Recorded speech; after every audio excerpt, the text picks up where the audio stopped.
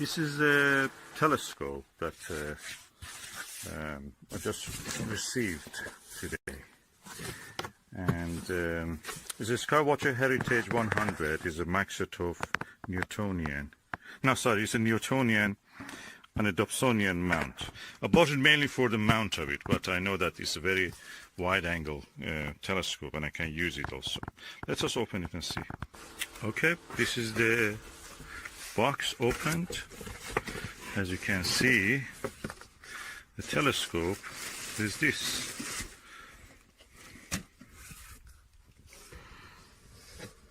Well packaged telescope. I like this red color. That's beautiful. Let me see if I can take it out. Okay, this is the telescope itself. I loved it because it has this dovetail attachment head that it can actually attach any telescope with this bracket, dovetail bracket, and we call it Vixen bracket, and that means that it can be used with anything. So let's see how it is. It comes with two eyepieces. The eyepieces are these standard eyepieces of the Skywatcher, and a Barlow lens, 10mm and super 25 wide angle. Here we are now in Shropshire, and tonight will be dark completely, hopefully. This has one of the darkest night skies free from light pollution in the UK, after Wales, mountains of the Wales, where the Space Guard Observatory is. But here we have also a good environment, and this is the Skywatcher Heritage F4 telescope. Is a Heritage 100mm Dobsonian. I love this stand of it. I can use it with my 80mm refractor, and this is the reflector Skywatcher one that I've installed here. As you can see, the moon is in the sky.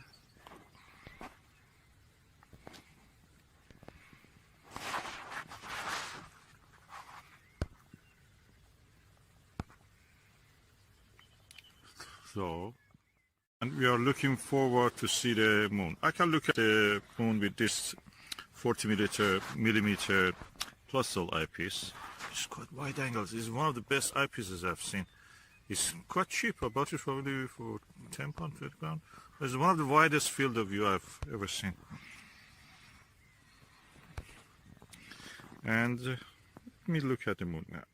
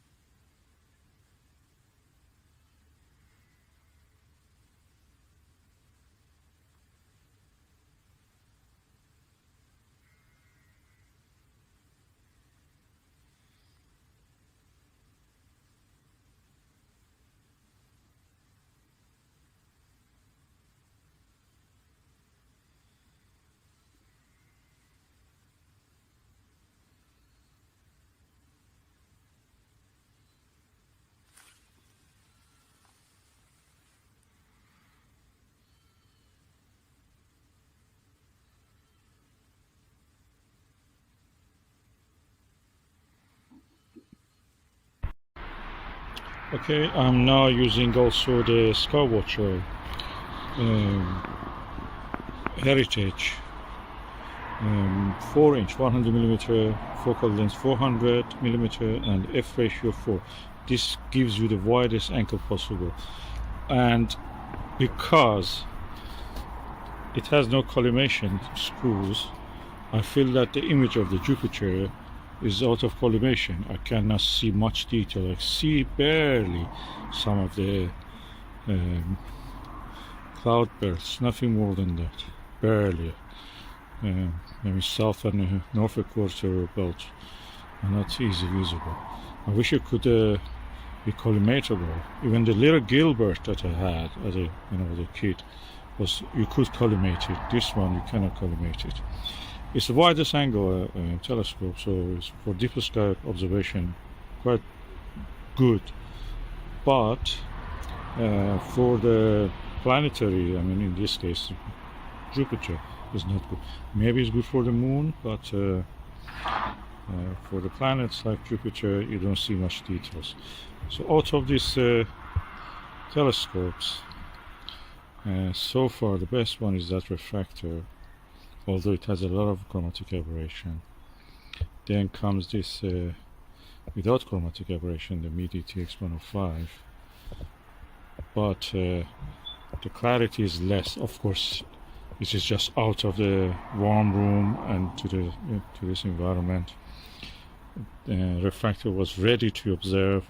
This probably needs a little bit, acclimatization, temperature, equilibrium, and this one is just out of collimation. You cannot use it really for this kind of observation of the planets.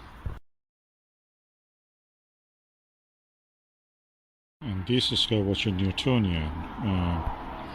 Although I had the widest field of view and I used the eyepiece, which was a 4mm Skywatcher Nirvana, it didn't show much detail on the planet, mainly because it was not possible to collimate it. The telescope is out of collimation.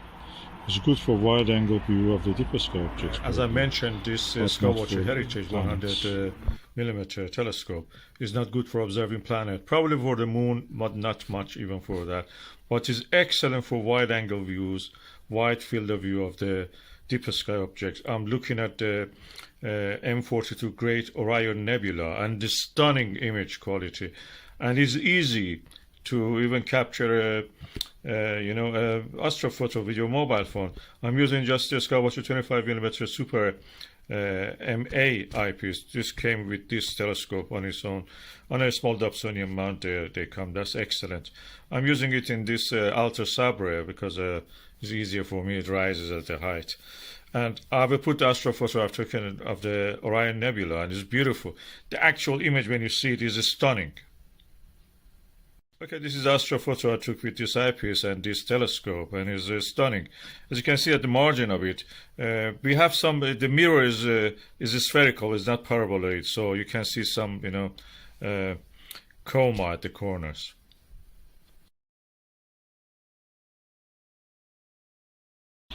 Just now, try to take an astrophoto of the M45, the Pleiades. The star cluster, famous star cluster.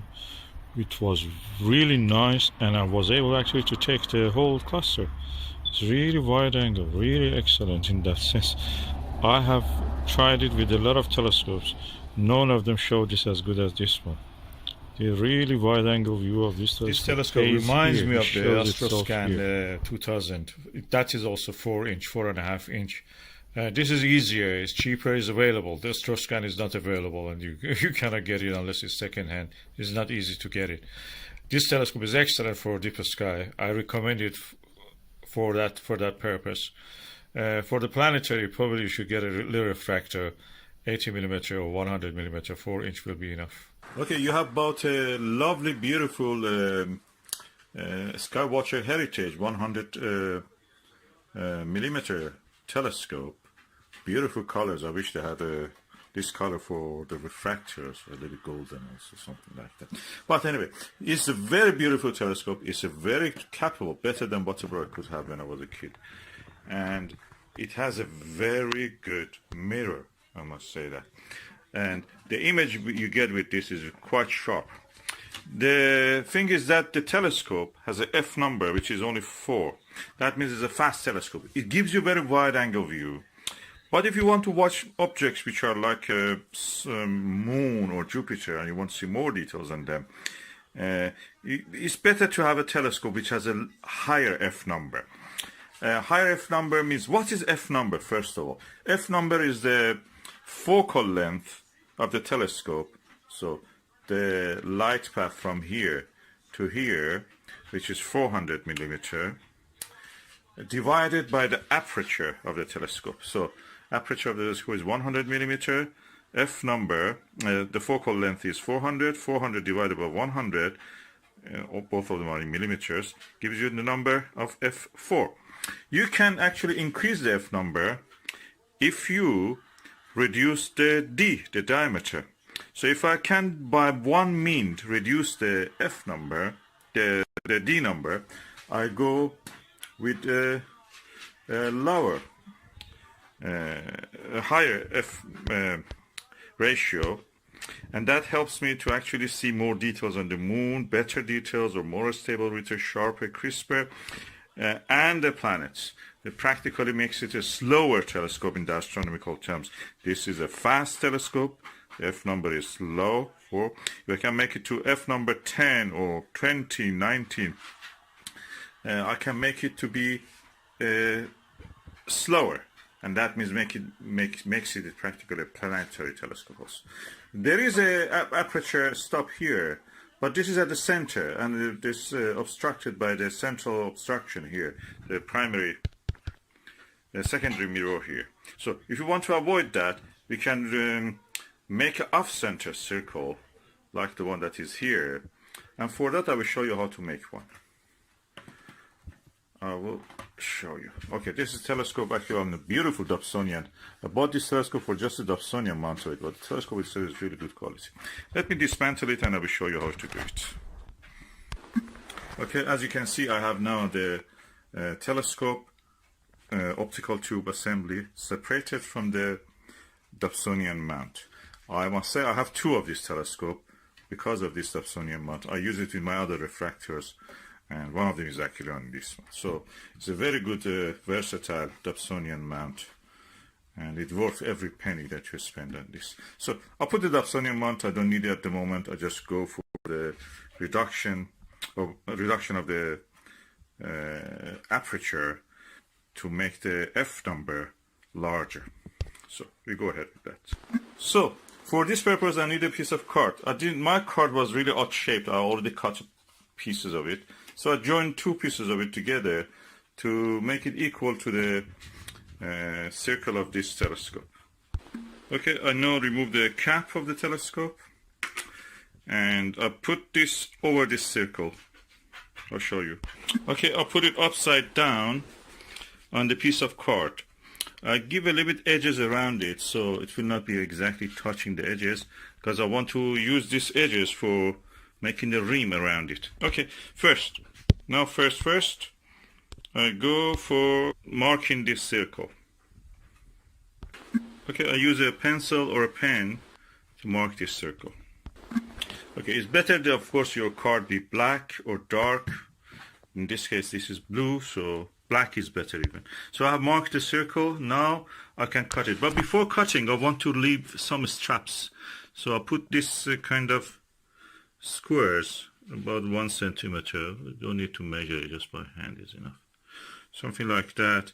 And I fill around it with this strap so I can later turn them, fold them, and attach the rest at the edge to it.